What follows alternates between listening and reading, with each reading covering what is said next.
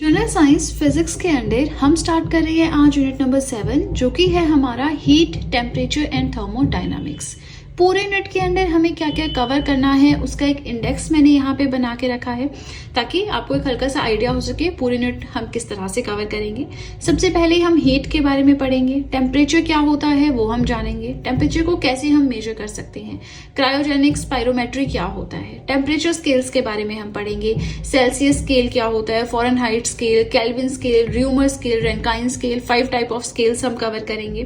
Then कैसे हम degree Celsius को डिग्री फॉरेनहाइट में कन्वर्ट कर सकते हैं, 10 डिग्री र्यूमर कितने फॉरेनहाइट के इक्वल है, वो कन्वर्जन के लिए हम एक इक्वेशन एक फॉर्मूला देखेंगे।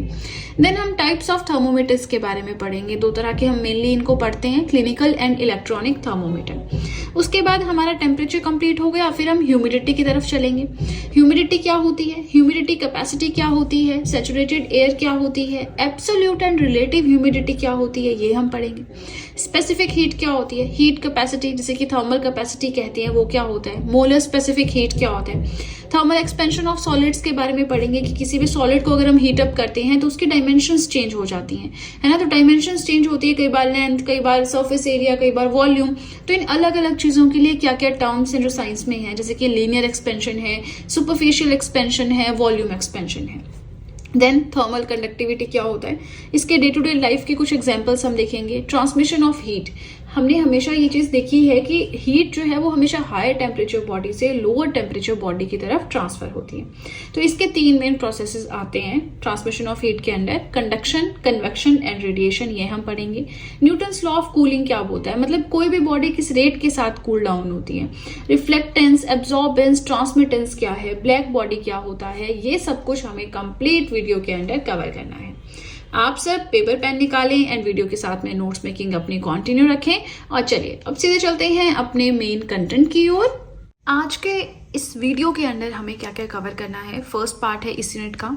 आज हम पढ़ेंगे heat, temperature, measurement of temperature, temperature scales के बारे में, इनके बीच में रिलेशनशिप, कैसे हम डिग्री सेल्सियस को डिग्री फ़ारेनहाइट में कन्वर्ट कर सकते हैं, कैसे हम र्यूमर को केल्विन में कन्वर्ट कर सकते हैं, ये सब कुछ। एंड टाइप्स ऑफ थर्मोमीटर्स क्या होते हैं, क्लिनिकल थर्मोमीटर क्या होता है, इलेक्ट्रॉनिक थर्मोमीटर क्या होता है। तो चलिए अब सीधे चलते हैं अपने मेन कंटेंट की ओर। पहला सब टॉपिक है हमारा हीट, कि हीट क्या होता है। हीट माने कोई ऐसी चीज जिससे हमें गर्माहट फील हो, है ना।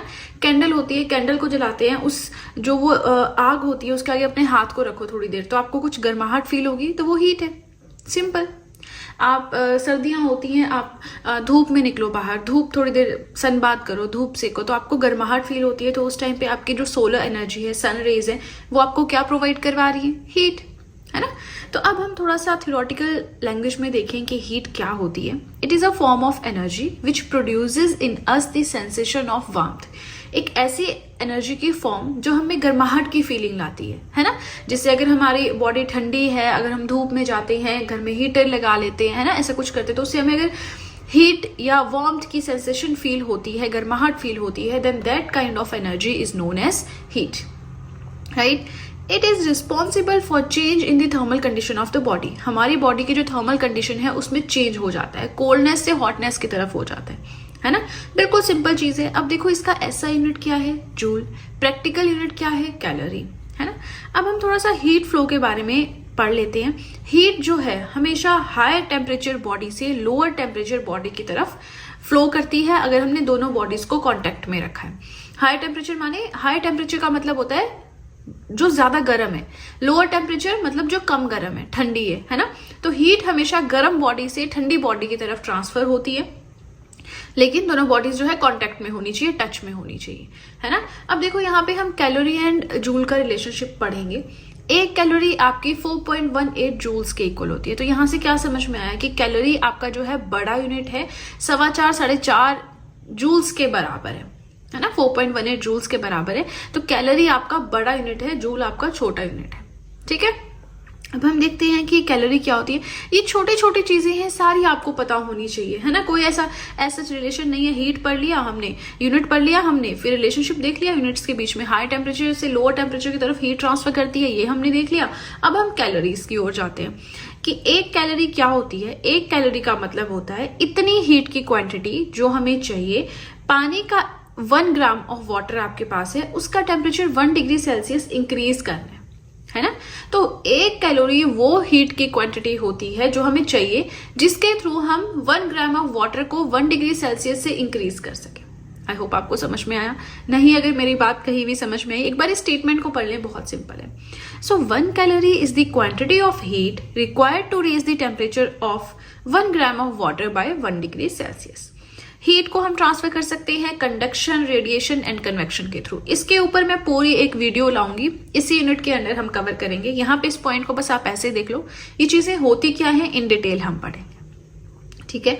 अब देखो, अगर हम किसी सब्सटेंस को हीट प्रोवाइड करवाएं, हीट अप करें, तो उसकी स्टेट भी चेंज हो जाती है। जैसे वो मेल्ट हो सकती है, बॉयल हो सकती है। बॉइलिंग से क्या होगा, लिक्विड चीज जो है आपकी इवेपोरेट हो जाएगी, गैसियस स्टेट में कन्वर्ट हो जाएगी। मेल्ट करके क्या होगा, कोई सॉलिड चीज है आपकी लिक्विड चीज में कन्वर्ट हो जाएगी, है ना। चलिए, तो इसी के साथ हमारा फर्स्ट पेज हो गया कंप्लीट। कोई भी डाउट हो कमेंट सेक्शन में पूछ सकते हैं। वीडियो पसंद आ रही हो लाइक जरूर कीजिएगा, प्लस नोट्स जरूर बनाएं। ये चीज नहीं होनी चाहिए कि नहीं नोट्स नहीं बना रहे हैं, है ना। चलिए, नेक्स्ट हमें क्या पढ़ना है, टेम्परेचर, एंड टेम्परेचर को कैसे हम मेजर कर सकते हैं, राइट। चलिए, तो अब सीधे चलते हैं अपने सेकेंड पेज की ओर। नेक्स्ट आता है टेम्परेचर। टेम्परेचर क्या होता है, एक ऐसी क्वांटिटी जिसके थ्रू हम किसी भी बॉडी की हॉटनेस या कोल्डनेस को मेजर कर सकते हैं। कोई भी बॉडी है, कितनी ज्यादा गर्म है, ये कितनी ज्यादा ठंडी है ना, इसको मेजर करने के लिए हम टेम्परेचर वर्ड का यूज करते हैं, ठीक है। अब जैसे हमें बुखार हो जाता है, टेम्परेचर हम बोलते हैं ना हमें बुखार हो गया है, टेम्परेचर कोल्ड हो गया है, तो हम क्या करते हैं, थर्मोमीटर लेते हैं, उससे टेम्परेचर मेजर करते हैं कि हम, अब टेम्परेचर मेजर करने का मतलब क्या है कि हमारी बॉडी कितनी ज्यादा गर्म हुई, है ना, वो चीज हम देखते हैं। अब देखो, टेम्परेचर क्या है, हम अगर थ्योरेटिकल वे में बात करें, it is a quantity that expresses the degree of hotness और कोल्डनेस ऑफ अ बॉडी। अब हीट का फ्लो हमेशा एक बॉडी से दूसरी बॉडी की तरफ होता है। हमने पढ़ा कि हाई टेम्परेचर बॉडी से लो टेम्परेचर बॉडी की तरफ हीट ट्रांसफर होती है, लेकिन क्यों होती है, due to their temperature difference. Temperature difference है, एक बॉडी बहुत ज्यादा हॉट है ना, जैसे यहाँ पे देखिए हम, एक बॉडी हॉट है, एक बॉडी कोल्ड है। हमेशा हीट जो है वो हॉट बॉडी से कोल्ड बॉडी की तरफ ट्रांसफर करेगी, बट बशर्ते दोनों कांटेक्ट में होनी चाहिए, है ना। और ये ट्रांसफर ऑफ हीट क्यों होता है, due to their temperature difference. Temperature different है ना, इसका हॉट है, इसका कोल्ड है, राइट।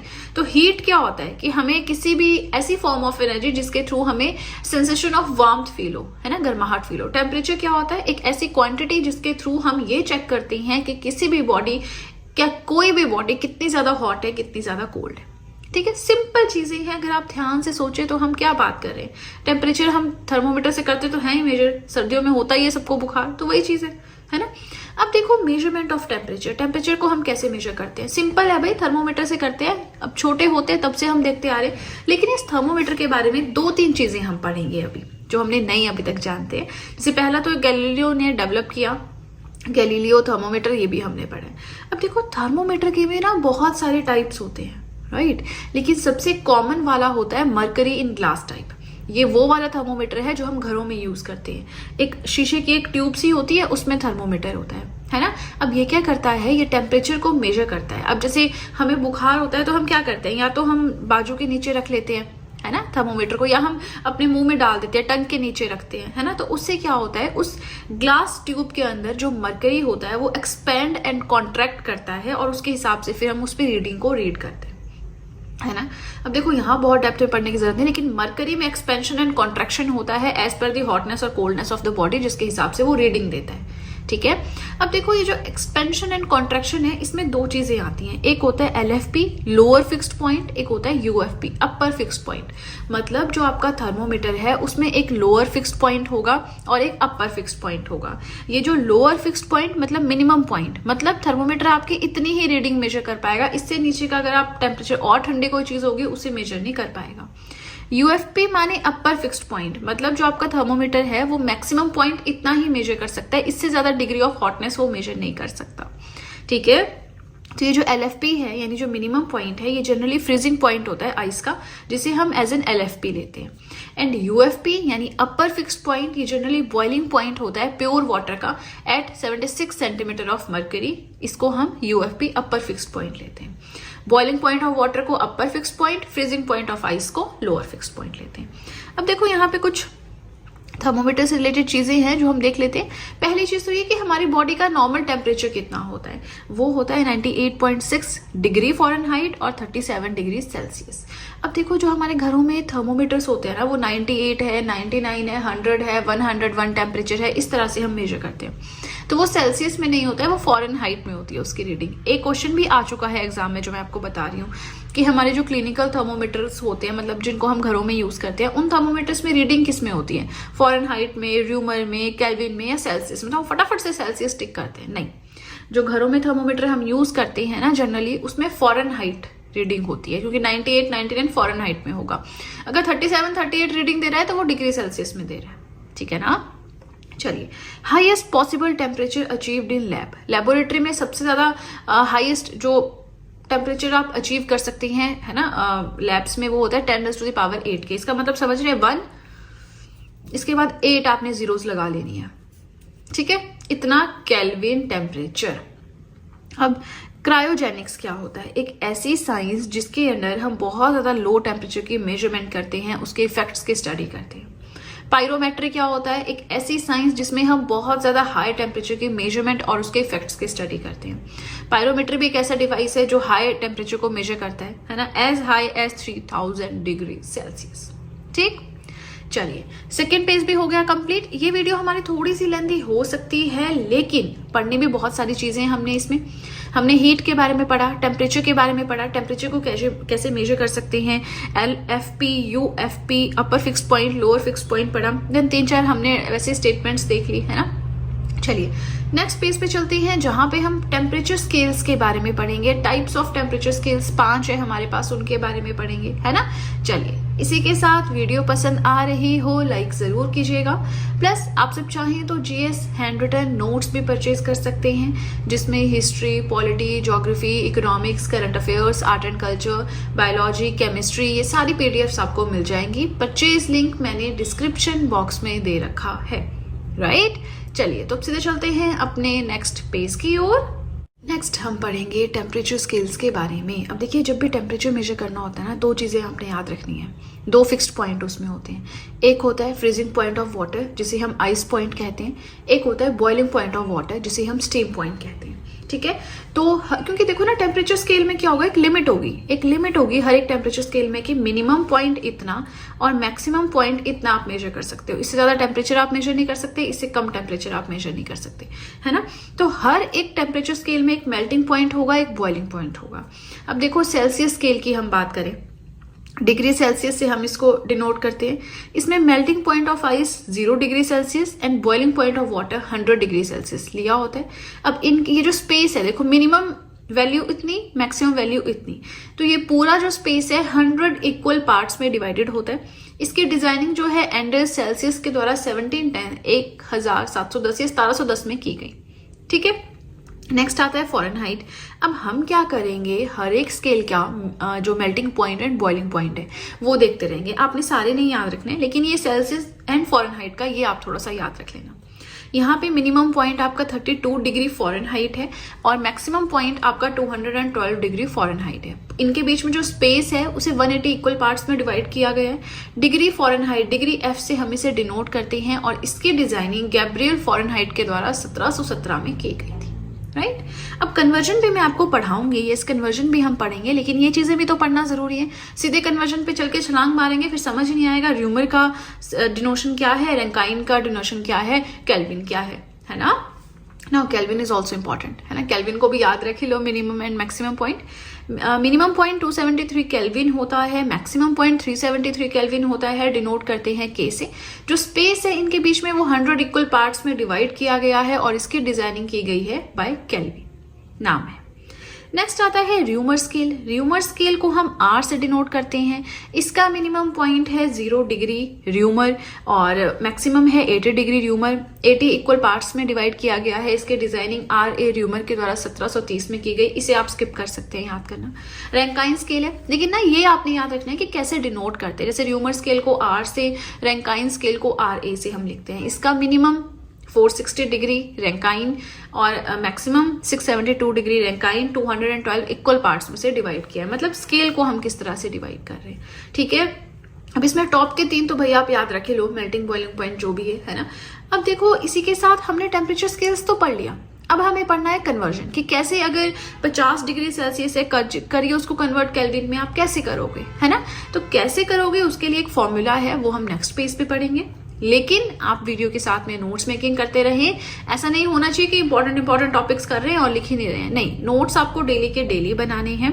प्लस आपको एक इम्पॉर्टेंट न्यूज़ है जो बताना चाहूंगी, दैट आप सब चाहें तो मुझे इंस्टाग्राम पे फॉलो कर सकते हैं, आप सब चाहें तो मुझे टेलीग्राम अकाउंट पे ज्वाइन कर सकते हैं। दोनों चीज़ों का लिंक मैंने डिस्क्रिप्शन बॉक्स में दे रखा है, राइट।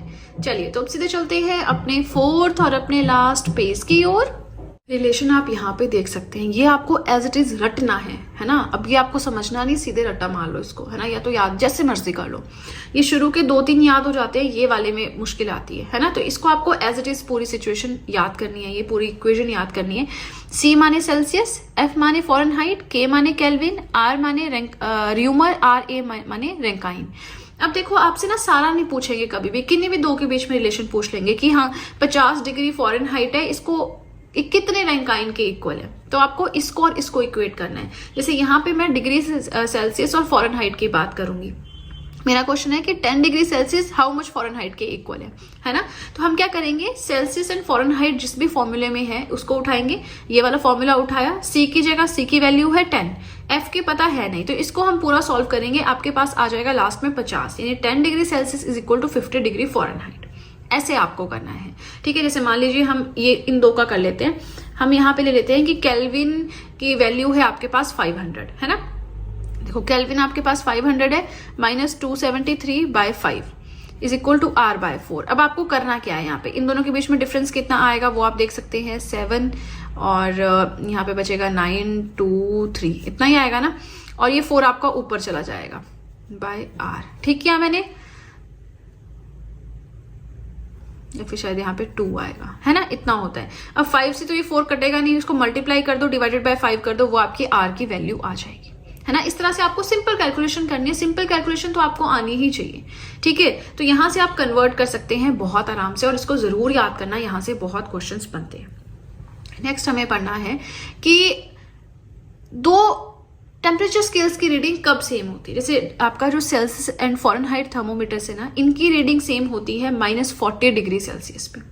फॉरेनहाइट एंड केल्विन की सेम होती है 574.25 डिग्री सेल्सियस पे।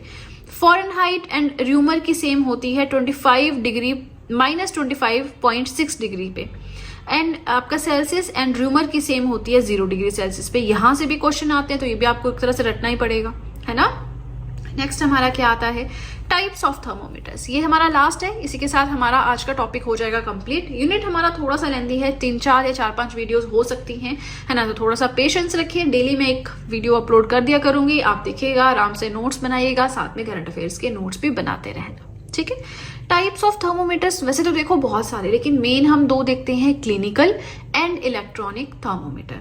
क्लिनिकल थर्मोमीटर होता है जो हम घर पे यूज करते हैं, ठीक है। इसमें मरकरी को ग्लास टाइप की एक थर्मोमीटर या ग्लास की एक ट्यूब होती है उसमें डालते हैं। वो क्या करता है, हमारे ह्यूमन बॉडी के टेम्परेचर को मेजर करता है, लेकिन शॉर्ट रेंज में, बहुत ज्यादा रेंज नहीं होती, सिर्फ 96 डिग्री फॉरेनहाइट से 110 डिग्री फॉरेनहाइट तक के बॉडी टेम्परेचर को मेजर करता है।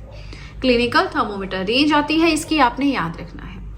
नेक्स्ट आता है इलेक्ट्रॉनिक थर्मोमीटर। क्या होता है, तो इलेक्ट्रॉनिक होगा, डिजिटल फॉर्म में रीडिंग देगा, तो सबसे ज्यादा एक्यूरेट रीडिंग्स बॉडी टेम्परेचर की आपको इलेक्ट्रॉनिक थर्मोमीटर के थ्रू ही मिलेंगी।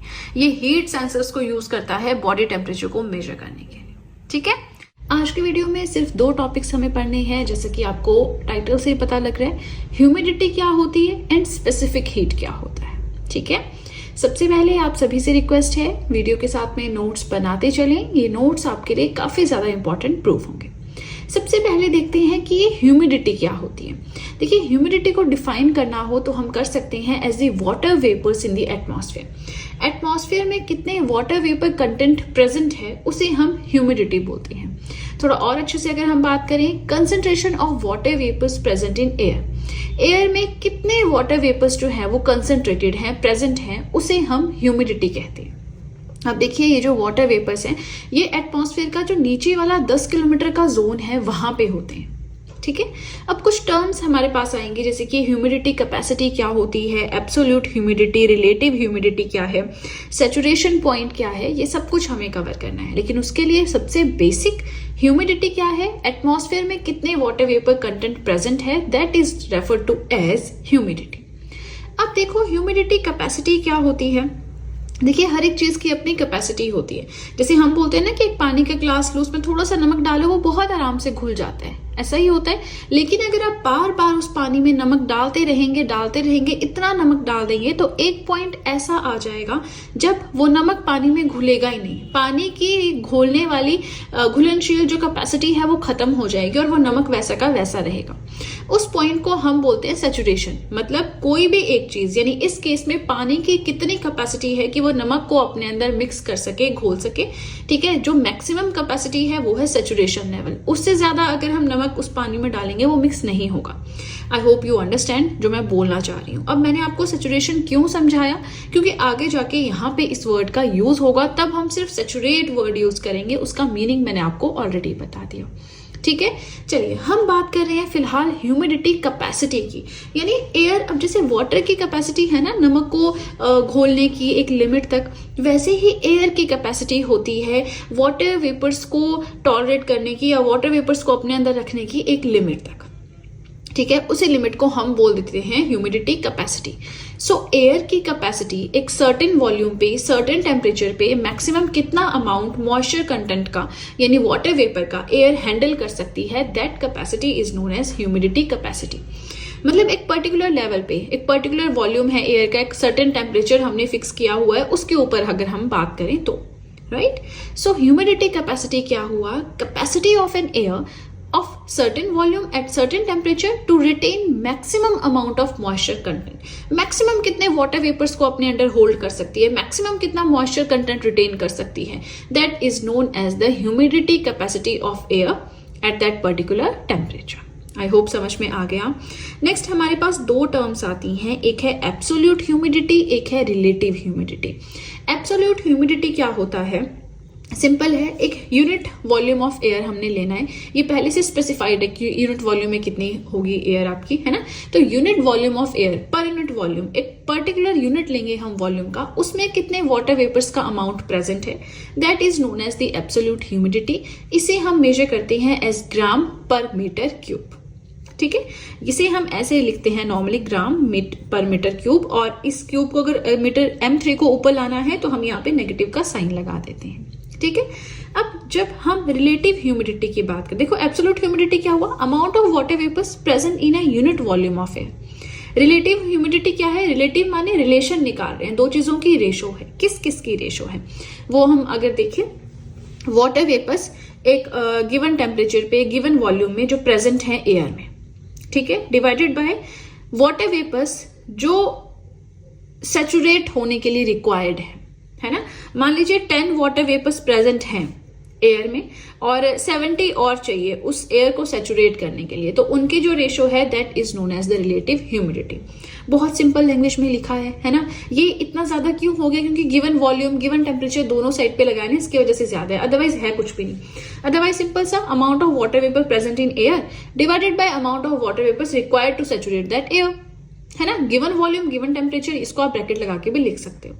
आई होप आपको ये भी समझ आया हो। कोई डाउट हो मुझसे पूछ सकते हैं, साथ के साथ नेक्स्ट वीडियो में डाउट में क्लियर कर दूंगी। अगर आप बाद में देख रहे हैं तो देखिए बाद में थोड़ा मुश्किल हो जाता है फिर, है ना, उस पेज पे उस सब्जेक्ट को कंप्लीट करना। अब देखो हम ह्यूमिडिटी कैपेसिटी पे वापस जा रहे हैं, है ना, कि मैक्सिमम कितनी कैपेसिटी है एयर की मॉइस्चर कंटेंट को हैंडल करने की at a certain volume at a certain temperature. तो ह्यूमिडिटी कैपेसिटी जो होती है एयर की वो डायरेक्टली प्रोपोर्शनल होती है टेम्परेचर की, यानी टेम्परेचर इंक्रीज होगा। डायरेक्टली प्रोपोर्शनैलिटी मैंने आपको बताई है, डायरेक्टली प्रोपोर्शनल में अगर सामने वाली चीज इंक्रीज होगी तो दूसरी चीज भी इंक्रीज होगी। इनवर्सली प्रोपोर्शनल में एक चीज इंक्रीज होगी एक डिक्रीज होगी, है ना।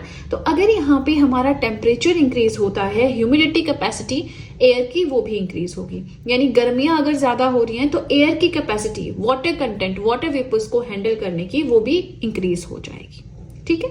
नेक्स्ट आता है the air having moisture content is equal to humidity capacity is called saturated air. ये सैचुरेशन मैंने आपको पहले ही समझा दिया। ऐसी एयर जिसमें जो मॉइस्चर कंटेंट प्रेजेंटली है वो उसकी ह्यूमिडिटी कैपेसिटी के इक्वल है, उससे ज्यादा मॉइस्चर कंटेंट वो हैंडल ही नहीं कर सकता, है ना, वो एयर हैंडल ही नहीं कर सकती। जितना मॉइस्चर कंटेंट है वो मैक्सिमम है ह्यूमिडिटी कैपेसिटी के।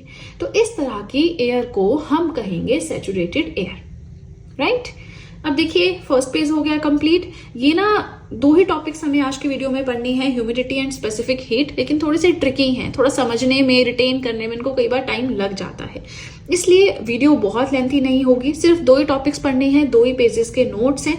आपको बस वीडियो के साथ में नोट्स बनाने हैं, नोट्स मेकिंग नहीं कर रहे हैं, बस वीडियो को सुन रहे हैं, आप भूल जाएंगे। नोट्स जब बनाएंगे बार बार humidity capacity, absolute humidity, relative humidity, saturated air, ये वर्ड्स जब बार बार देखेंगे, पढ़ेंगे, तब आपके दिमाग में जाके बैठेगा। एक बार में नहीं होता है, time to time revision is required for each and every subject, right. चलिए इसी के साथ 2-3 चीजें हैं जो आपको बताना चाहूंगी। दैट आप सब चाहें तो मुझे इंस्टाग्राम पे फॉलो कर सकते हैं, आप सब चाहें तो मुझे टेलीग्राम अकाउंट पे ज्वाइन कर सकते हैं। दोनों चीजों का लिंक मैंने डिस्क्रिप्शन बॉक्स में दे रखा है। प्लस आप सब चाहें तो जीएस हैंड रिटन नोट्स भी परचेज कर सकते हैं, जिसमें history, polity, geography, economics, current affairs, art and culture, biology, ये सारी पीडीएफ्स आपको मिल जाएंगी। परचेज लिंक आपका सेम रहेगा, ठीक है। चलिए तो अब सीधे चलते हैं अपने सेकेंड पेज की ओर। नेक्स्ट आता है स्पेसिफिक हीट क्या होता है। देखिए अमाउंट ऑफ हीट जो हमें चाहिए होती है, कोई भी सब्सटेंस का यूनिट मास है उसका टेम्परेचर 1 डिग्री सेल्सियस इंक्रीज करना है। एक चीज समझ लें, specific heat and heat capacity में फिर से कंफ्यूजन वाली बात होगी, तो आपने क्या करना है, ध्यान से डेफिनेशन का एक एक वर्ड देखना है। यहाँ पे जो वर्ड फोकस करना है वो है यूनिट मास, यहाँ पे जो वर्ड फोकस करना है that is the given amount, ठीक है, बाकी सेम है। स्पेसिफिक हीट क्या होती है, कितनी हीट हमें चाहिए।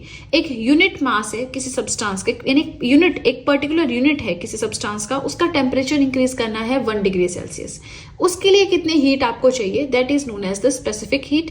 इसे हम एस से डिनोट करते हैं, इसका फॉर्मूला है Q/m into delta T. Q क्या है, अमाउंट ऑफ हीट जो हम सब्सटेंस को देंगे, M क्या है, mass of substance, delta T है राइज इन टेम्परेचर, ठीक है। अब इसका ऐसा यूनिट है जूल पर kilogram degree Celsius and CGC unit है कैलोरी पर gram degree Celsius. Specific heat समझ में आ गया। यूनिट मास है किसी सब्सटेंस का, उसका 1 डिग्री सेल्सियस टेम्परेचर इंक्रीज करना है, उसके लिए जो हीट आपको चाहिए, है ना, जो अमाउंट रिक्वायर्ड है हीट का, that is known as the specific heat. Next हमारे पास आ जाता है हीट कैपेसिटी। देखिए जो आपकी हीट कैपेसिटी है ना, इसे हम थर्मल कैपेसिटी भी कहते हैं। ये छोटी छोटी चीजें हैं लेकिन यहाँ से क्वेश्चंस बनते हैं तो ध्यान तो देना पड़ेगा। Thermal capacity, heat capacity same चीज है। अब क्या होती है ये, हीट की क्वांटिटी जो हमें चाहिए गिवन अमाउंट ऑफ सब्सटेंस कितना दिया है, यूनिट मास नहीं है, ज्यादा भी हो सकता है, बहुत ज्यादा भी हो सकता है, बहुत कम भी हो सकता है। तो जितना भी गिवन अमाउंट है सब्सटेंस का, उसका आपको टेम्परेचर 1 डिग्री सेल्सियस या 1 केल्विन इंक्रीज करना है, तो उसके लिए कितनी हीट रिक्वायर्ड है, that is known as the thermal और the heat capacity of that substance. अब देखो ऊपर था यूनिट मास ऑफ सब्सटेंस, कोई भी सब्सटेंस है उसका यूनिट मास का टेम्परेचर इंक्रीज करना है। यहाँ पे कोई भी सब्सटेंस है उसके कितनी मर्जी अमाउंट हो सकता है, कितना मर्जी साइज हो सकता है, इंक्रीज करना है, ठीक है ना। चलिए थर्मल कैपेसिटी यानी कि हीट कैपेसिटी हमारी इक्वल होती है mass into specific heat. Specific heat में मास हमारा कितना भी हो सकता है तो वो मल्टीप्लाई करना है, एंड जो वैल्यू होती है ना हीट कैपेसिटी की, किसी भी बॉडी की हीट कैपेसिटी कितनी होगी वो उस बॉडी की नेचर और उस बॉडी के मास दोनों चीजों पे डिपेंड करती है। नेचर सॉलिड है, लिक्विड है, गैस है, मास कम है, ज्यादा है, ठीक है। अब देखिए आज का लास्ट सब टॉपिक एंड देन हमारी video complete. Molar specific heat क्या होती है। देखिए 1 मोल ऑफ गैस आपके पास है, उसका टेम्परेचर 1 डिग्री सेल्सियस इंक्रीज करना है, उसके लिए जो हीट रिक्वायर्ड है that is known as the molar specific heat, ठीक। इसको एज इट इज याद कर लो। मोल हम पढ़ते आए हैं स्कूल से 6.023 इंटू 10⁻⁻23 कुछ ऐसा होता है ना, एग्जैक्टली मुझे भी ध्यान नहीं है। तो 1 मोल ऑफ गैस का टेम्परेचर 1 डिग्री सेल्सियस इंक्रीज करना है, उसके लिए the amount of heat required is known as the molar specific heat, ठीक है। अब यहाँ पे एक डे टू डे लाइफ का एक कंसीडर करेंगे हम स्टेटमेंट दैट कार का जो रेडिएटर होता है ना उसमें हम वाटर को यूज करते हैं। क्यों? क्योंकि वाटर की स्पेसिफिक हीट कैपेसिटी ज्यादा होती है। मतलब अगर कोई गर्म चीज वाटर के कांटेक्ट में आएगी, वाटर फटाफट से उससे हीट ले लेता है। तो यही चीज हम यहाँ पे कार इंजन में यूज करते हैं। कार का इंजन जब बहुत हीटअप हो जाता है तो वाटर एकदम से कार के इंजन से हीट अपनी तरफ खींच लेता है, जो कि ये जो कैपेसिटी है ये बाकी लिक्विड्स में नहीं होता है, इसलिए एज ए कूलेंट रेडिएटर में हम यूज करते हैं वाटर। ठीक है, स्टार्ट करते हैं with today's topic thermal expansion. Expansion क्या होता है? फैलना। थर्मल माने कुछ हीट से रिलेटेड, है ना। सो थर्मल एक्सपेंशन क्या होता है? Change in temperature of a body causes change in its dimensions. कोई भी बॉडी है, अगर उसका टेम्परेचर चेंज होता है ना, तो उसके डायमेंशंस भी चेंज हो जाती हैं। बहुत सिंपल एग्जांपल हम इसका कैंडल का लेते हैं। हम दिवाली आती है, कैंडल्स का डब्बे के डब्बे उठा के लाते हैं। तो अगर हम देखें उस कैंडल को जब हम जलाते हैं, जलाना मतलब उसका टेम्परेचर चेंज हुआ है ना, मेल्ट होनी वो शुरू हो जाती है। तो उसी के साथ उसके डायमेंशन भी चेंज हो जाती है ना। उसकी लेंथ छोटी हो जाती है, प्लस वो थोड़ी चौड़ी हो जाती है, इधर उधर वैक्स गिर जाता है ना। तो डायमेंशन भी उसकी चेंज हो जाती है। डायमेंशंस में क्या आता है? उसकी लेंथ, ब्रेथ, हाइट, थिकनेस, ये सारी चीजें आती हैं, है ना। सो थर्मल एक्सपेंशन क्या हुआ? Change in temperature of a body causes change in its dimensions, या फिर बोलो thermal expansion change in the dimensions because of the change in the temperature, है ना। टेम्परेचर चेंज हुआ जिसकी वजह से उसके डायमेंशंस चेंज हो गई और मतलब बॉडी एक्सपेंड कर गई, इसी को हम बोलेंगे थर्मल एक्सपेंशन। सो जो डायमेंशंस में इंक्रीज होता है, लेंथ इंक्रीज हो सकती है, ब्रेथ इंक्रीज हो सकती है, वॉल्यूम उसका इंक्रीज हो सकता है, सरफेस एरिया, थिकनेस, ये सारी चीजें इंक्रीज हो सकती हैं due to increase in temperature, और यही हम कहते हैं इसी को थर्मल एक्सपेंशन। बहुत ही सिंपल लैंग्वेज में लिखा है, कोई बहुत टफ चीज नहीं है। अब देखो, ये जो थर्मल एक्सपेंशन है ना, आपका सॉलिड्स में भी होता है, गैसेस में भी होता है, लिक्विड्स में भी होता है। लेकिन लिक्विड्स एंड गैसेस का इतना इंपॉर्टेंट नहीं है। उसमें सिंपल है कि अगर लिक्विड को आप हीटअप करते हैं तो कई बार कंटेनर भी जो है वो भी, उसकी भी डायमेंशन चेंज हो जाती है, लिक्विड की भी डायमेंशन चेंज हो जाती है। गैस में भी ऐसा ही होता है ना। लेकिन जो सॉलिड वाला पार्ट है ये हमें स्टडी करना है, क्योंकि यहां से क्वेश्चंस आते हैं, ठीक है ना। अब जो थर्मल एक्सपेंशन है सॉलिड का, इसमें 3 तरह का हमारा एक्सपेंशन होता है, ठीक है। एक होता है लीनियर एक्सपेंशन, एक होता है सुपरफिशियल एक्सपेंशन, एक होता है वॉल्यूम एक्सपेंशन। ये तीनों हमें कवर करने हैं। बहुत ही सिंपल है, एक समझ लिया, बाकी के 2 ऑटोमेटिकली समझ आ जाएंगे, बस एक एक टर्म चेंज होगी, ठीक है। सो लीनियर एक्सपेंशन क्या होता है? The increase in the length of a solid on heating. जब भी किसी सॉलिड चीज को हम हीट करते हैं, तो जब उसकी, अब जैसे हमने किसी सॉलिड को हीट अप किया, उसकी अगर लेंथ इंक्रीज हो जाए तो हम बोलेंगे कि ये लीनियर एक्सपेंशन हुआ है, या लीनियर थर्मल एक्सपेंशन हुआ है। अगर लेंथ इंक्रीज हो तो लीनियर एक्सपेंशन। अब देखो, ये जो length per unit original length कितनी चेंज हुई, प्लस पर डिग्री सेल्सियस टेम्परेचर में कितना चेंज आया, इसको हम बोलते हैं coefficient of linear expansion, alpha. कैसे रिप्रेजेंट करेंगे? अच्छा, आपको ये लाइन नहीं भी समझ आई हो कोई बात नहीं, यहां देखो, लेंथ कितनी चेंज हुई डिवाइडेड बाय ओरिजिनल लेंथ कितनी थी इनटू टेम्परेचर में कितना डिग्री सेल्सियस चेंज आया। इस तरह से हम निकाल सकते हैं कोफिशिएंट ऑफ लीनियर एक्सपेंशन। ये थोड़ा डेप्थ में हो गया है ना, ऐसा क्वेश्चन अभी तक आया नहीं है, लेकिन linear expansion, superficial expansion and volume expansion यहां से क्वेश्चन आ चुके हैं, तो ये तो आपको पता ही होना चाहिए। लीनियर एक्सपेंशन माने सॉलिड की लेंथ में जब हीटअप करने पे इंक्रीज होता है, that is linear expansion. Next आता है हमारे पास कि ये सुपरफिशियल एक्सपेंशन क्या होता है। सुपरफिशियल में टर्म आपने जो याद रखनी है, दैट इज सरफेस एरिया। कभी भी किसी सॉलिड को आप हीटअप करो और अगर उसका सरफेस एरिया इंक्रीज हो जाए, तो इस तरह के थर्मल एक्सपेंशन को हम कहते हैं सुपरफिशियल एक्सपेंशन। इसमें क्या होता है, जो ओरिजिनल एरिया है उसके हिसाब से पर यूनिट ओरिजिनल एरिया के अकॉर्डिंगली कितना सरफेस एरिया चेंज हुआ, प्लस पर डिग्री सेल्सियस टेम्परेचर कितना चेंज हुआ, है ना। इसे हम बोलते हैं कोफिशिएंट ऑफ सुपरफिशियल एक्सपेंशन, जिसे हम बीटा से डिनोट करते हैं। सो बीटा यहाँ पे हो गया change in area. Superficial expansion माने सरफेस एरिया हीटअप होने पे किसी बॉडी का कितना चेंज हो रहा है, एरिया में change divided by original area into change in temperature, right. Superficial expansion भी हमने देख लिया। अब हम नेक्स्ट पेज पे चलेंगे एंड वॉल्यूम एक्सपेंशन देखेंगे। 2 ही पेजेस के वीडियो है, वीडियो कोई बहुत लेंथी नहीं है, तो अब इसमें कोई आनाकानी नहीं होनी चाहिए नोट्स मेकिंग में, साथ साथ में वीडियोस के नोट्स बनाएं। अभी अगर आपने फिजिक्स शुरू ही की है, फर्स्ट यूनिट से पढ़ना चाहते हैं, तो पूरी प्लेलिस्ट का लिंक डिस्क्रिप्शन बॉक्स में दे रखा है। फर्स्ट लिंक है, जैसे ही आप उस लिंक पे क्लिक करेंगे आपके सामने फिजिक्स की जो प्लेलिस्ट है वो ओपन हो जाएगी, लेक्चर नंबर वाइज, यानी क्रोनोलॉजी में या सीक्वेंस में, है ना। आपको सारी वीडियोस वहां पे मिल जाएंगी, लेक्चर नंबर 1, 2 करके, ठीक है। इसी के साथ वीडियो पसंद आ रही हो लाइक जरूर कीजिएगा, प्लस आप सब चाहें तो जीएस हैंड रिटन नोट्स भी परचेज कर सकते हैं, जिसमें history, polity, geography, economics, current affairs, art and culture, biology, chemistry, ये सारी पीडीएफ्स आपको मिल जाएंगी। परचेज लिंक डिस्क्रिप्शन बॉक्स में दे रखा है। इसी के साथ आप सब चाहें तो मुझे इंस्टाग्राम पे फॉलो कर सकते हैं, आप सब चाहें तो मुझे टेलीग्राम अकाउंट पे ज्वाइन कर सकते हैं। इन दोनों चीजों का लिंक भी मैंने डिस्क्रिप्शन बॉक्स में दे रखा है, राइट। चलिए तो अब सीधे चलते हैं अपने सेकेंड पेज की ओर। नेक्स्ट आता है हमारे पास कि वॉल्यूम एक्सपेंशन क्या होता है। जब भी आप किसी सॉलिड को हीट अप करते हैं तो अगर उसका वॉल्यूम इंक्रीज कर जाए, इस तरह के थर्मल एक्सपेंशन को हम कहते हैं वॉल्यूम एक्सपेंशन। बहुत ही सिंपल लैंग्वेज में मैं नोट्स बनाती हूँ तो कोई टफ नहीं है, नहीं अगर मेरी बात समझ आए नोट्स का तो समझ आ ही जाएगा, है ना। सो वॉल्यूम एक्सपेंशन क्या है? The increase in volume of the solid on heating is called volume expansion. अब पर यूनिट ओरिजिनल वॉल्यूम के हिसाब से वॉल्यूम में कितना चेंज हुआ प्लस पर डिग्री सेल्सियस टेम्परेचर ओवरऑल कितना चेंज हुआ, है ना, इसको हम बोलते हैं coefficient of volume expansion. Eta से हम इसे डिनोट करते हैं। Here eta is equal to change in volume, volume कितना चेंज हुआ divided by original volume into change in temperature. अब देखो यहाँ पे हमारा जो थर्मल एक्सपेंशन टॉपिक है वो कंप्लीट होता है। नेक्स्ट हमने जो टॉपिक पढ़ना है that is thermal conductivity. Thermal conductivity क्या होती है, उसके बाद कुछ रियल लाइफ एप्लीकेशंस जो होती हैं उसके, वो हम देखेंगे। देखिए थर्मल कंडक्टिविटी क्या होता है? Measure of ability of solid to conduct heat through it.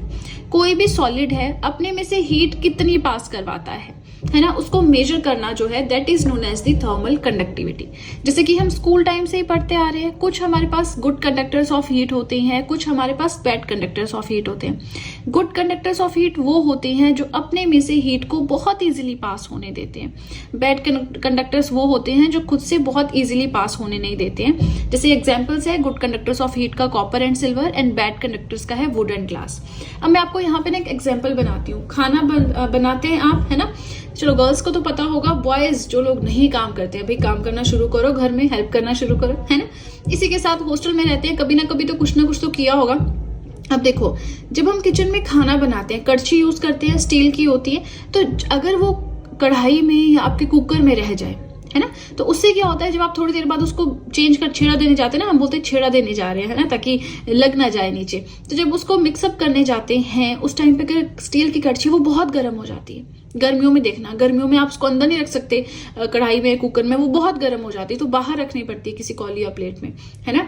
अब देखो उसकी जगह अगर आप वुडन कड़छी यूज करोगे, है ना, वुडन कड़छी भी होती है, तो अगर आप उसे यूज करोगे तो अगर आप उसको अंदर भी रहने दो, आपकी जो वो हीट है ना, वो कभी भी उसका जो सेकंड एंड जो हमने पकड़ना होता है कड़छी का एंड, वो गर्म नहीं होता लकड़ी वाली का। ऐसा क्यों होता है? क्योंकि लकड़ी जो है, वुड जो है, that is a bad conductor of heat. इसमें से हीट बहुत इजीली या इजीली पास हो ही नहीं पाती है। दैट्स वाई हम बोलते हैं that would is a bad conductor of heat. इसलिए अगर आपने गर्मियों में यूज करना है, खाना बना रहे जैसे, तो वुडन कड़छी यूज करनी चाहिए। जैसे होता भी है ना, आपके चॉपर्स होते हैं और भी यूटेंसिल्स होते हैं, तो स्टेनलेस स्टील बहुत चल रहा है, स्टील तो हम यूज करते हैं, लेकिन प्रेफर करते हैं कि आप वुडन यूज करो। चॉपर यूज करना है, वुडन चॉपर यूज करो, है ना, इस तरह से। क्योंकि प्लास्टिक चॉपर आता है, स्टील का आता है, तो उसमें केमिकल्स प्लास्टिक के मिल जाते हैं, पार्टिकल्स, सब पार्टिकल्स हम पढ़ते हैं जैसा।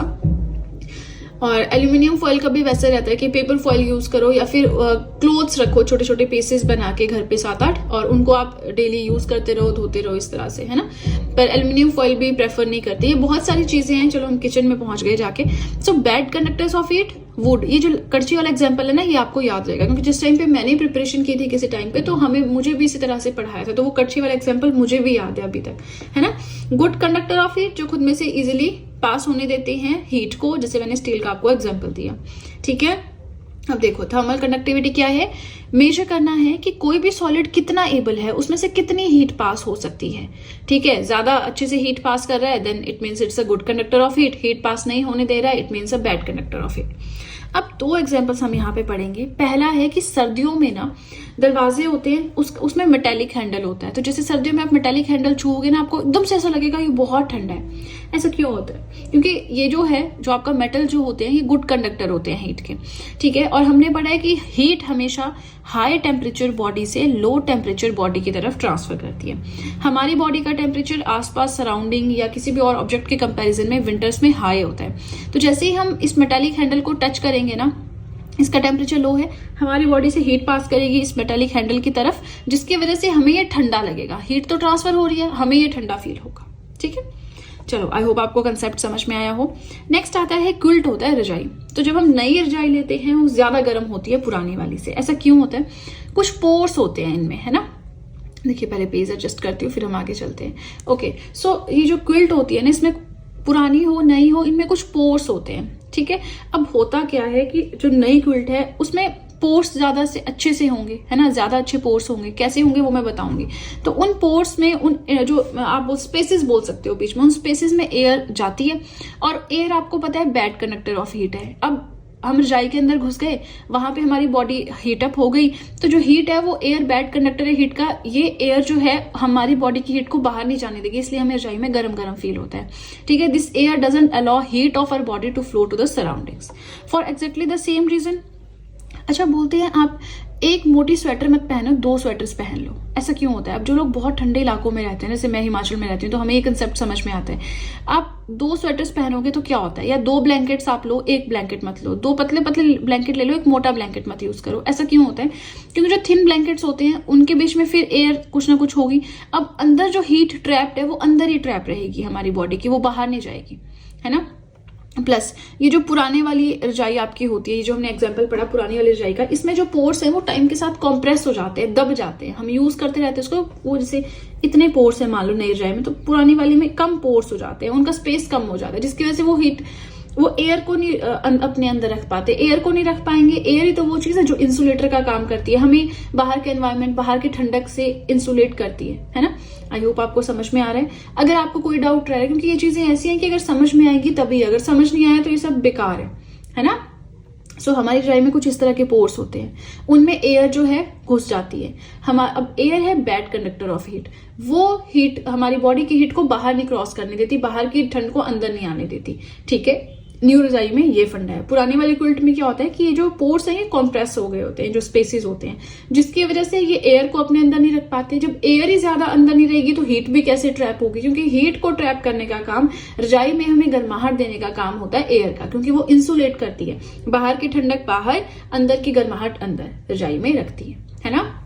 चलिए, कोशिश की है बेस्ट तरह से समझा सकूं। फिर भी कोई डाउट हो कमेंट सेक्शन में पूछ सकते हैं। वीडियो पसंद आ रही हो लाइक जरूर कीजिएगा। इसके अंदर हम ट्रांसमिशन ऑफ हीट पढ़ेंगे। इसके अलग अलग प्रोसेसेस होते हैं, जैसे कंडक्शन है, कन्वेक्शन है, रेडिएशन है, इनका क्या मतलब है, विद एग्जाम्पल्स हम पढ़ेंगे। न्यूटन्स लॉ ऑफ कूलिंग क्या होता है, थर्मल रेडिएशंस क्या होती हैं, रिफ्लेक्टेंस, एब्जॉर्बेंस एंड ट्रांसमिटेंस, बहुत ही सिंपल है, ये हम जानेंगे। ब्लैक बॉडी क्या होती है एंड थर्मोडायनामिक्स का क्या मतलब होता है, ये सब कुछ हमें आज के वीडियो में कवर करना है। सो आप सभी से बस इतनी सी रिक्वेस्ट है कि वीडियो के साथ में नोट्स बनाते चलें। ये नोट्स आपके लिए काफी ज्यादा इंपॉर्टेंट प्रूव होंगे। चलिए तो स्टार्ट करते हैं विद टुडेज फर्स्ट सब टॉपिक, जो कि है ट्रांसमिशन ऑफ हीट।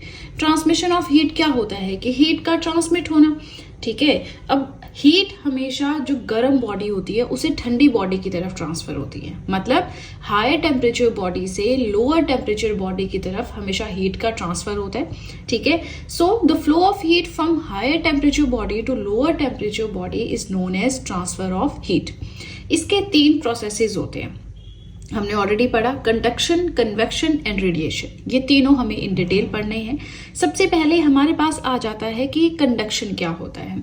देखिए, जो सॉलिड चीजें होती है ना, उनमें कंडक्शन होता है, मतलब सॉलिड्स में हीट को ट्रांसफर करने का काम कंडक्शन प्रोसेस के थ्रू होता है। क्वेश्चन आपका आता है कि सॉलिड्स में कंडक्शन होता है, कन्वेक्शन होता है, रेडिएशन होता है, कंडक्शन होता है, ठीक है। तो इसमें क्या होता है, यानी सॉलिड्स में क्या होता है, हीट हमेशा हायर टेम्परेचर, ये तो आपको हमेशा याद रखना है, चाहे सॉलिड है, लिक्विड है, गैस है, हीट हमेशा हायर टेम्परेचर बॉडी से लोअर टेम्परेचर बॉडी की तरफ ट्रांसफर होती है। लेकिन अंडर कंडक्शन सॉलिड्स में क्या होता है, हीट ट्रांसमिट होती है हायर टेम्परेचर बॉडी से लोअर टेम्परेचर बॉडी में without the actual movement of particles. देखो, हम पढ़ते हैं सॉलिड, लिक्विड, गैस, है ना, स्कूल से पढ़ते आ रहे हैं। तो इसमें जो पार्टिकल्स होते हैं वो टाइटली प्लेस्ड होते हैं, इतने ज्यादा टाइट होते हैं कि वो थोड़ा सा भी हिल नहीं सकते अपनी जगह से, है ना। लेकिन जो लिक्विड्स होते हैं, इनमें जो ये पार्टिकल्स होते हैं, इनके बीच में थोड़ा स्पेस होता है, बहुत स्पेस नहीं लेकिन थोड़ा इतना होता है कि मूवमेंट कर पाते हैं। इसलिए हमारे जो लिक्विड्स होते हैं, जैसे पानी है, तेल है ना, इनमें दूध है, इनमें मूवमेंट होती रहती है कंटेनर के अंदर। फिर आती है गैसेस। गैसेस को तो आप कहीं कंट्रोल वे में रख ही नहीं सकते, तो इनमें जो है पार्टिकल्स के बीच में बहुत ज्यादा स्पेस होता है, जिसकी वजह से ये खुले आराम से इधर उधर घूम सकती हैं।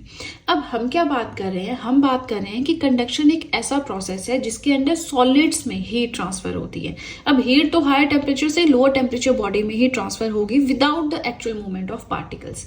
तो ये without the actual movement of particles का मतलब है कि यहाँ पे पार्टिकल्स की मूवमेंट तो होती नहीं है ना। पार्टिकल तो जहां है वहीं रहेंगे, लेकिन इसके अंदर क्या होता है, एक पार्टिकल दूसरे पार्टिकल के कॉन्टेक्ट में है, यहां से ये हीटअप हुआ, ये इसको हीटअप करेगा, ये इसको हीटअप करेगा, ये इसको हीटअप करेगा। इस तरह से जो है सॉलिड चीजें जो है वो हीट होती हैं without the actual movement of particles. I hope concept समझ आया। ये समझ आ गया, जो भी टाइप्स होते हैं उनमें एक समझ आ गया, बाकी के 3-4 वैसे ही समझ आ जाते हैं, है ना। जैसे हमने superficial expansion, linear expansion, volume expansion पढ़ा, आपने लीनियर एक्सपेंशन समझ लिया, सुपरफिशियल एंड वॉल्यूम आपको वैसे ही समझ आ जाएंगे। वैसे ही ट्रांसमिशन ऑफ हीट में सो सॉलिड्स में जब हीट ट्रांसफर होती है वो होती है कंडक्शन प्रोसेस के थ्रू। इसमें हीट हमेशा हायर टेम्परेचर बॉडी से लोअर टेम्परेचर बॉडी की तरफ ट्रांसमिट होती है without the actual movement of particles. Particles की मूवमेंट नहीं होती, पार्टिकल जस्ट एक दूसरे को टच करके वैसे ही आगे हीट ट्रांसमिट करते हैं। इसी mode of transmission of heat को हम बोलते हैं कंडक्शन। इसका सबसे बेस्ट एग्जाम्पल है, आप कुछ खाना बना रहे हैं तो वो जो कड़छी होगी उसका एक साइड आपकी दाल सब्जी में होगा, दूसरी साइड आपके हाथ में होगा। तो अगर वो मेटल की है, एक साइड उसका ऑटोमेटिकली गर्म है क्योंकि वो सब्जी को मिक्स कर रहा है, दूसरी साइड हमारे हाथ वाला जो पार्ट है वो तो नहीं है आपके वेजिटेबल या दाल में, फिर भी वो गर्म हो जाता है। क्यों? स्टील की कड़छी क्यों गर्म होती है? कंडक्शन प्रोसेस के थ्रू। ठीक है, आई होप कोई डाउट नहीं है। फिर भी कोई डाउट है मुझे कमेंट सेक्शन में बता सकते हैं। एंड एग्जामिनर का बहुत ही फेवरेट सवाल कि हैंड पंप जो होता है ना, हैंड पंप सबको पता है ना। तो हैंड पंप जो होता है उसमें गर्मियों में ठंडा पानी निकलता है और सर्दियों में गर्म पानी हैंड पंप से निकलता है। तो ये क्यों होता है, क्या फंड है? चलिए, ये जो प्रोसेस है ये हमारा कंडक्शन के अंडर आता है। ठीक है, वही चीज यहाँ पे लिखी है that the water from a hand pump is warm in winters and cold in summers. Summers में कोल्ड है, विंटर्स में वार्म होता है। ऐसा क्यों? देखो, जब सर्दियां होती है ना, एक चीज समझ लो, हैंड पंप का पानी ना गर्म होता है ना ठंडा होता है, वो होता है नॉर्मल। ठीक है, वो होता है नॉर्मल। जब सर्दियां होती हैं तो बाहर का मतलब हैंड पंप के बाहर का टेम्परेचर कम हो जाता है। जब गर्मियां होगी तो हैंड पंप के बाहर का टेम्परेचर गर्म हो जाएगा। सर्दियों में ठंडा हो जाएगा, गर्मियों में गर्म हो जाएगा। As compare to the temperature of water obtain from underground water. लेकिन जो जमीन के नीचे पानी है वो नॉर्मल रहता है, ना वो ठंडा होता है ना वो गर्म होता है। लेकिन विंटर्स में बाहर बहुत ठंड है, इसलिए जो पानी आता है हमें लगता है गर्म है।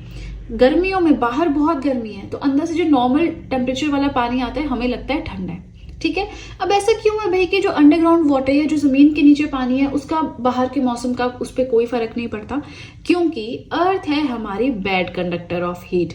तो बाहर जितनी मर्जी गर्मी हो ले, सर्दी हो ले, अर्थ जो है अंदर की तरफ को हीट ट्रांसमिट नहीं होने देगी, मतलब अर्थ के नीचे को हीट नहीं जाएगी। आई होप समझ में आया। कोई डाउट रह रहा है कमेंट सेक्शन में पूछ सकते हैं, कमेंट कर दीजिए। हैंडपंप वाला नहीं समझ आया एग्जाम्पल, नेक्स्ट वीडियो में समझा दूंगी। लेकिन अभी के अभी, बाद में अगर आप कमेंट करोगे, हम आगे पहुंच चुके होंगे इस सब्जेक्ट में, तो फिर वो थोड़ा मुश्किल हो जाता है। सारे होता क्या है कि सारे कमेंट्स शो होते भी नहीं है ना, तो ये भी थोड़ी दिक्कत रहती है। तो चलिए, फर्स्ट पेज हो गया कंप्लीट। अब मेरी इतनी मेहनत का फायदा तब है अगर आप साथ साथ में नोट्स बनाएंगे।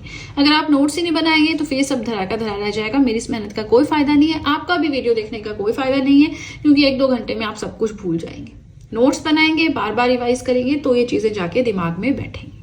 ठीक है, चलिए, फर्स्ट पेज हुआ कंप्लीट। वीडियो पसंद आ रही हो लाइक जरूर कीजिएगा। और अब सीधे चलते हैं अपने सेकेंड पेज की ओर। नेक्स्ट आता है कि जो विंटर्स आती हैं उस टाइम पे हम गर्म कपड़े, रजाई, कंबल यूज करते हैं, है ना। Woollen clothes, blankets, quilts use करते हैं जिनमें कॉटन भरी हुई होती है, बहुत मोटी मोटी रजाइयाँ। ऐसा क्यों होता है?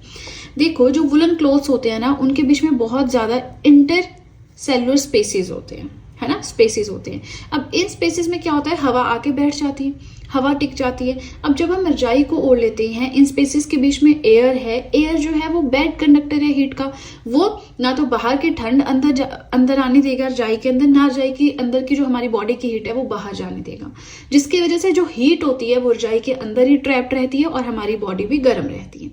ठीक है, क्यों? क्योंकि एयर बैड कंडक्टर है हीट का, एज ए इंसुलेटर काम करता है, बाहर के टेम्परेचर और रजाई के अंदर के टेम्परेचर को इंसुलेटेड रखता है, अलग अलग रखता है। ये मैंने आपको कल वाले जो हमने वीडियो पढ़ी थी उसमें भी हमने डिस्कस किया था।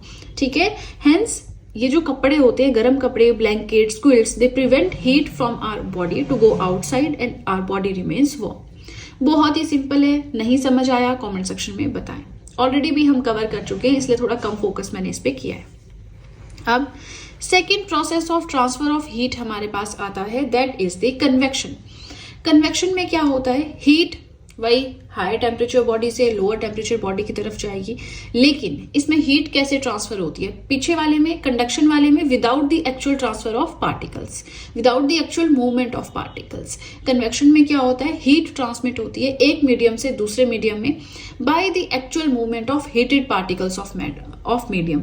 मैंने बताया ना आपको, जैसे आपका लिक्विड है, लिक्विड्स में मेनली ये होता है, लिक्विड्स में भी होता है, गैसेस में भी होता है, और जो नेक्स्ट वाला रेडिएशन वो सिर्फ गैसेस में होता है। ठीक है, कन्वेक्शन ये होते हैं आपके लिक्विड में इतने इतने स्पेसिस होते हैं, तो इनमें जो आपके स्पेसिस होते हैं, ये पार्टिकल्स होते हैं, इनकी मूवमेंट पॉसिबल होती है ना। तो ये मूवमेंट, एक्चुअल मूवमेंट होती है हीटेड पार्टिकल्स की, है ना, जिसकी वजह से हमारा जो है ये कन्वेक्शन प्रोसेस होता है। अब जो भी लिक्विड्स होते हैं, गैसेस होते हैं, उनमें जो हीट ट्रांसमिशन का प्रोसेस है कन्वेक्शन के थ्रू होता है। गैसेस में मेनली रेडिएशन के थ्रू होता है, लेकिन कुछ कई बार जो है वो कन्वेक्शन को भी फॉलो करते हैं। ठीक है, अब हम देखेंगे एप्लीकेशंस। तो सबसे फेमस, सबसे बड़ी एप्लीकेशन है formation of sea breeze, land breeze, sea breeze. ये देखिए हमारा वर्ल्ड ज्योग्राफी का टॉपिक है, वहां मैंने इन डिटेल पढ़ाया है, यहाँ हम थोड़ा कम डिटेल में पढ़ेंगे, है ना, एज एन एवरीडे साइंस लेके पढ़ेंगे। फिर ज्योग्राफी में हम पूरा ज्योग्राफिकल फॉर्म में पढ़ेंगे कि क्यों ऐसा होता है, हर एक चीज में क्यों आएगा वहां पे। ठीक है, ये जो हवाएं चलती है, सी ब्रीज होती है, लैंड ब्रीज होती है, ये कन्वेक्शन के थ्रू चलती हैं। कैसे, अब देखो ना, सूरज की किरणें धरती पे पड़ती हैं, जैसे जमीन पे जो मिट्टी है, रेत है, या जो भी है, सी में, ओशंस में जो वाटर है वो हीट होता है सोलर रेडिएशंस की वजह से। अब जो ग्राउंड है, जो जमीन है, वो बहुत जल्दी गर्म हो जाता है इन कंपैरिजन टू वाटर। क्यों? क्योंकि वाटर की है ग्रेटर स्पेसिफिक हीट। इसका मतलब क्या है, स्पेसिफिक हीट हम पढ़ते हैं ना, दैट पर यूनिट वॉल्यूम ऑफ मास को हीटअप होना है 1 डिग्री सेल्सियस, तो कितना अमाउंट चाहिए। तो वाटर को अगर आपने हीटअप करना है, ज्यादा सोलर रेडिएशंस चाहिए। सोलर रेडिएशन से हम यूज कर रहे हैं, ग्राउंड को नहीं चाहिए ज्यादा, है ना। तो ग्राउंड को थोड़ी सी रेडिएशन पड़ी, वो गर्म हो गया। वाटर को ज्यादा रेडिएशन चाहिए होती है गर्म होने के लिए। ठीक है, तो अब जब सूर्य की किरणें लैंड और ओशंस पे, सीज पे पड़ती है, तो ग्राउंड एकदम से हीटअप हो जाता है, पानी को हीटअप होने को टाइम लगता है। तो वो हवा जो ग्राउंड के कांटेक्ट में है ना, वो कंडक्शन की वजह से, अब कंडक्शन क्या होता है अभी पढ़ाया, फिर से नहीं बताऊंगी, है ना, क्योंकि फिर यहाँ पे फिर हम टॉपिक से हट जाएंगे। तो जब ग्राउंड गर्म हो जाता है, तो ग्राउंड के आसपास की हवा भी गर्म हो जाती है due to the process of conduction. So ये एक्सपेंड करती है, लाइटर चीज हमेशा ऊपर की तरफ जाएगी। अब एक चीज समझ लो, जो आपकी हॉट एयर है ना, ये भी हॉट एयर हमेशा ऊपर की तरफ उठती है, और जो कोल्ड एयर है वो हमेशा नीचे की तरफ आती है। हमेशा याद है ना, कोल्ड ठंडी हवा होती है, भारी चीज हमेशा नीचे की तरफ आती है। हॉट एयर होती है हल्की, वो हमेशा ऊपर की ओर जाती है। बकेट है ना, बकेट में पानी डाला है, उसमें आप सिक्के डालो, सिक्के भारी होते हैं तो वो नीचे चले जाएंगे। आप नोट डाल दो, चाहे 500 का नोट डाल दो, वो उस पर तैरेगा जब तक कि पूरा गीला नहीं होता, क्योंकि वो हल्का है ना। तो हल्की चीज हमेशा ऊपर की तरफ उठती है, और जो भारी चीज है वो हमेशा नीचे की तरफ आती है। कोल्ड एयर हमेशा आपकी नीचे की तरफ आएगी, हॉट एयर हमेशा आपकी ऊपर की तरफ चलेगी। Warm air always rises up and cooler air moves down to fill the space, क्योंकि जो खाली हुई जगह हॉट एयर के ऊपर जाने से उसको कोल्ड एयर आके पूरी करेगा। इसी के थ्रू सी ब्रीजेस जो है आपकी क्रिएट होती हैं, वाटर से चलेगी, है ना, लैंड की तरफ। ये सी ब्रीज, लैंड ब्रीज दोनों उल्टे हैं, ये आपको देखने की जरूरत नहीं है, बट क्या फंडा है, ग्राउंड की स्पेसिफिक हीट कम है इन कंपेरिजन टू वाटर, वो सब आप देख सकते हैं। अभी भी कोई डाउट है पूछिए कमेंट सेक्शन में, बता दूंगी नेक्स्ट वाले पार्ट में, है ना। ये एप्लीकेशंस की वजह से हमारी वीडियो थोड़ी लेंथी हो जाएगी, पर आपने नोट्स मेकिंग नहीं छोड़नी है। जैसे जैसे मैं बोल रही हूँ साथ में हाथ चलते रहे, दिमाग जो मैं बोल रही हूँ वहां पे रहे। ठीक है, चलिए, इसी के साथ सेकंड पेज हो गया कंप्लीट। अगेन कोई भी डाउट हो कमेंट सेक्शन में पूछ सकते हैं। वीडियो पसंद आ रही हो लाइक जरूर कीजिएगा। प्लस आप सब चाहें तो मुझे इंस्टाग्राम पे फॉलो कर सकते हैं, आप सब चाहें तो मुझे टेलीग्राम अकाउंट पे ज्वाइन कर सकते हैं। इन दोनों चीजों का लिंक मैंने डिस्क्रिप्शन बॉक्स में दे रखा है, राइट। चलिए, तो अब सीधे चलते हैं अपने थर्ड पेज की ओर। नेक्स्ट आता है कन्वेक्शन का ही एग्जाम्पल है वेंटिलेशन। रूम्स में वेंटिलेशन के लिए थोड़ा सा एक ब्लॉक सा बना होता है, या फिर आप देखो चिमनीज बनी होती हैं किचन में, है ना। तो वेंटिलेशन में क्या होता है कि फ्रेश हवा आ जाए किचन के अंदर या रूम के अंदर, और जो गर्म हवा है ना, सफोकेटेड एयर है, वो बाहर चली जाए। अब होता क्या है, हम किचन का एग्जांपल लें, अगर हमने आग जलाई तो किचन में चिमनी होगी तो हमेशा जो वार्म एयर है वो हमेशा ऊपर की तरफ जाती है। अभी हमने पढ़ा तो वार्म एयर ऊपर की तरफ जाएगी और कूल एयर उस खाली वेकेंट जगह को कवर अप करने के लिए हमेशा नीचे की तरफ आती है। तो यहाँ से ठंडी हवा आएगी कमरे की तरफ, जो चिमनी का इनलेट है या गैप्स होते हैं डोर्स एंड विंडोज में, वहां से। सर्दियों में देखना, जब बहुत सर्दियां होती है जिन इलाकों में, वहां पे क्या है कि रूम बंद है ना, गर्मी है, जैसे 2 मिनट किसी ने कमरा खोल दिया, बालकनी का दरवाजा खोल दिया और एकदम से कमरा ठंडा हो जाता है, तो वो कैसे होता है? वार्म एयर फटाफट से बाहर भागती है और कोल्ड एयर हमेशा उसकी जगह कवर करती है। ठीक है, नेक्स्ट हमारा आ जाता है third process of transmission of heat is radiation. Radiation हमेशा गैसेस में होती है, कंडक्शन सॉलिड्स में, कन्वेंशन लिक्विड्स एंड गैसेस में, बट मैक्सिमम हम गैसेस में रेडिएशन को ही लेते हैं। तो ऐसा मोड हीट ट्रांसफर का जिसमें हीट जो है without any actual movement of particles involve transfer होती है। एक ग्रुप्स में ये ट्रांसफर होती है, इसमें भी कोई पार्टिकल्स की मूवमेंट नहीं होती है ना। अब देखो, ये चीज आप छोड़ो, आपने एग्जाम्पल्स ध्यान रखने हैं। डेजर्ट्स, रेगिस्तान होते हैं ना, वहां पे देखो दिन को बहुत धूप होती है तो रेत बहुत गर्म होती है। आप शाम के टाइम पे कभी जाना तो रेत बहुत ठंडी होती है, ऐसा लगता है कहाँ बर्फीली जगह आ गए हम, है ना। तो ऐसा क्यों होता है? देखो, डेजर्ट्स जो है एकदम से इनकी जो रेत होती है वहां पे, है ना, डेजर्ट मरुस्थल है, रेगिस्तान, यहाँ पे जो रेत होती है वो उसके ऊपर थोड़ी सी हीट पड़ेगी ना, वो एकदम से गर्म हो जाएंगे। तो उनकी स्पेसिफिक हीट क्या हुई? लो हुई, थोड़ी सी हीट में ही गर्म हो जाते हैं, है ना। गर्म हो गए तो वो दिन भर गर्म रहेंगे। शाम को जैसे ही ठंडक होनी शुरू हो जाएगी, सूर्य की किरणें निकल जाएंगी, शाम हो जाएगी, सूरज तो डूब जाता है ना। तो जैसे ही शाम होगी एकदम से इनको ठंडाक फील होगी और एकदम से वो हीट सारी रिलीज करती है और एकदम से ठंडी हो जाती है, जिसकी वजह से दिन को आपका जो रेगिस्तान में रेत होती है वो बहुत गर्म होती है, शाम के टाइम में बहुत ठंडी होती है। वही कहानी पूरी मैंने यहाँ पे लिखी है, that in deserts days are very hot and nights are very cold, sand particles heat up and cool down at a very fast rate, है ना, absorbs the heat readily and hence its temperature rises by a large degree during the day. At night sand radiates the heat with equal rate, जितनी speed के साथ वो गर्म होती है ना रेत, उतनी स्पीड के साथ वो ठंडी भी हो जाती है, making the temperature low, right? चलिए अब हम देखेंगे Newton's law of cooling, absorbance वगैरह वो सब कुछ क्या होता है। लेकिन नोट्स मेकिंग नहीं रुकनी चाहिए। वीडियो पसंद आ रही हो लाइक जरूर कीजिएगा और अब सीधे चलते हैं अपने नेक्स्ट पेज की ओर। नेक्स्ट आता है न्यूटन्स लॉ ऑफ कूलिंग क्या होता है। देखिए, न्यूटन ने ये लॉ दिया है, इस लॉ के हिसाब से कोई भी बॉडी कितनी जल्दी ठंडी होगी, कूल डाउन होगी, वो डायरेक्टली प्रोपोर्शनल होता है to the temperature difference of body and its surrounding. Body and आसपास के सराउंडिंग में टेम्परेचर के बीच में कितना डिफरेंस है, उसके उस डिफरेंस के पर डायरेक्टली प्रोपोर्शनल है कि कोई बॉडी कितनी जल्दी कूल डाउन होगी। क्या मतलब है इसका? जैसे कोई भी बॉडी है, एच मान लो बॉडी का नाम है ना, उसको हमने नॉर्मल टेम्परेचर में रखा है। अब नॉर्मल यानी जो नॉर्मल कंडीशंस में रखा है, ऐसी कंडीशंस में जहां पे बहुत ज्यादा कोल्ड है, ठंड है, तो अब इस बॉडी का टेम्परेचर एंड इस टेम्परेचर के बीच में जो डिफरेंस आएगा उसके डायरेक्टली प्रोपोर्शनल होता है कूलिंग इफेक्ट। अब ये एच कितने जल्दी ठंडी होगी वो डिपेंड करता है कि इन दोनों के बीच में टेम्परेचर डिफरेंस कितना है। टेम्परेचर डिफरेंस अगर ज्यादा होगा कूलिंग को ज्यादा टाइम लगेगा, टेम्परेचर डिफरेंस अगर कम होगा इस बॉडी को कूल डाउन होने में कम टाइम लगेगा। ठीक है, अब देखो छोटी छोटी चीजें आ रही हैं, अब हम बहुत टाइम नहीं लगाएंगे, वीडियो को फटाफट से रैप अप करेंगे। थर्मल रेडिएशंस क्या होती हैं? ऐसी रेडिएशंस जो हमारी बॉडी में सेंसेशन ऑफ वार्मथ प्रोड्यूस करती है, गर्माहट प्रोड्यूस करती है, इस तरह की रेडिएशंस को हम कहते हैं थर्मल रेडिएशंस। थर्मल रेडिएशंस को हम कहाँ देख सकते हैं? सन है ना हमारे पास, सोलर एनर्जी का सोर्स है ना, सन से हमें मिलती है जो एनर्जी वो थर्मल एनर्जी ही है, वो थर्मल रेडिएशंस ही है जो पूरी की पूरी अर्थ को वार्म करती है, वार्म अप करती है। ठीक है, अब तीन टर्म्स हमारे पास आती हैं, रिफ्लेक्टेंस, एब्जॉर्बेंस एंड ट्रांसमिटेंस। तीनों सेम है, बस एक वर्ड का डिफरेंस है ना। चलिए, रिफ्लेक्टेंस क्या होता है? रिफ्लेक्टेंस को reflecting power of the body भी कहते हैं, एब्जॉर्बेंस को absorbing power of the body भी कहते हैं एंड ट्रांसमिटेंस को transmitting power of the body भी कहते हैं। रिफ्लेक्टेंस का मतलब होता है कि किसी भी बॉडी के ऊपर है ना बहुत सारी रेज पड़ रही हैं, इस तरह से हम सिचुएशन क्रिएट करते हैं, तो कोई भी बॉडी कितनी रेडिएशंस को रिफ्लेक्ट करती है, कितनी थर्मल रेडिएशंस को रिफ्लेक्ट करती है डिवाइडेड बाय टोटल रेडिएशंस जो उसके ऊपर पड़ी हैं। अब बहुत सिंपल लेते हैं, मान लीजिए 100 रेडिएशंस उसके ऊपर पड़ी हैं, है ना, किसी बॉडी के ऊपर at a particular time, at a given instance of time, वो सब तो आपने देखना ही है ना। 100 रेडिएशंस टोटल पड़ी हैं और रिफ्लेक्ट करी उसने 20, तो रिफ्लेक्टिंग पावर क्या हो जाएगी उसकी? ये हम डिवाइड कर सकते हैं 1/5, तो उसकी रिफ्लेक्टिंग पावर क्या हो गई? 20%। समझ में आया है ना। वैसे ही एब्जॉर्बेंस है, एक बॉडी के ऊपर टोटल कितनी थर्मल रेडिएशंस पड़ी वो हम लिखते हैं नीचे, प्लस कितने उसने एब्जॉर्ब कर ली, है ना। इस केस में अगर 20 रेडिएशंस उसने रिफ्लेक्ट की, मतलब उसमें से उसने जो है 80 एब्जॉर्ब कर ली, 80 रेडिएशंस एब्जॉर्ब कर ली। तो ये अगर हम देखें ये 4/5 आ गया, इसको आ गया परसेंटेज में कन्वर्ट कर सकते हैं, है ना।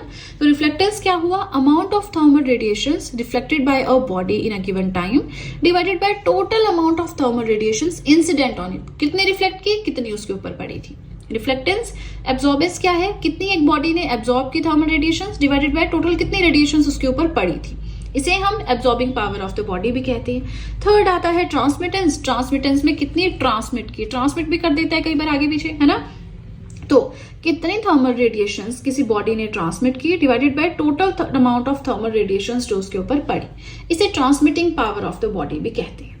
ठीक है, अब देखिए ये भी हो गया हमारा कंप्लीट। ब्लैक बॉडी क्या होता है, थर्मोडायनामिक्स क्या होता है, दो चीजें बचती हैं जो हम नेक्स्ट पेज पे पढ़ेंगे। ये हमारा लास्ट पार्ट भी है इस यूनिट का, इसी के साथ हमारा ये यूनिट कंप्लीट हो जाएगा।